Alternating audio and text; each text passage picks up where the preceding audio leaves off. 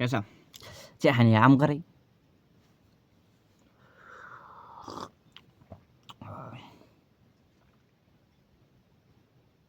एउटा कथा छ एका देशमा वाग्ला भन्ने ठाउँ थियो त्यो वाग्लामा पनि एउटा सानो नाउँ गरेको गाउँ थियो त्यो गाउँमा बस्ने एकजना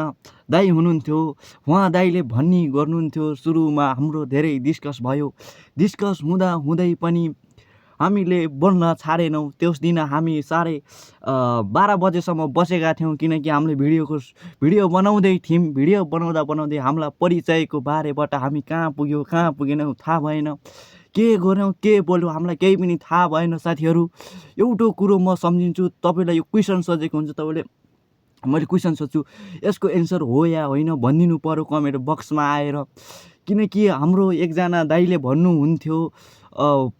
हाम्रो यस वाग्ला धुर्कोट गाउँपालिका वाग्लामा पनि यस्ता हाम्रो यो साइन्टिस्ट जस्ता मान्छे छन् किनकि हाम्रो गाउँमा पनि बोको काट्दाखेरि अगाडिको खुट्टा तङ्ग्राएर बोको काट्ने गरिन्छ हो तपाईँहरूको गाउँमा पनि यो बोको तङ्ग्राएर बोकाको अगाडिको खुट्टा तङ्ग्राएर बोको काट्ने चलन छ कि छैन हाम्रो गाउँमा चाहिँ बोकाको अगाडिको खुट्टो घाँटी नतङ्ग्राइकन बोको काट्ने चलन छ साथीहरू तपाईँलाई यो कुरा सत्य हो होइन कस्तो लाग्छ सत्य हो वा सत्य भए कमेन्ट गर्नुला कमेन्ट बक्समा आएर कमेन्ट गर्नुला अब हाम्रो गाउँतिर त अगाडिको खुट्टा तङ्ग्राएर बोको काटिन्छ अगाडिको अगाडिको खुट्टा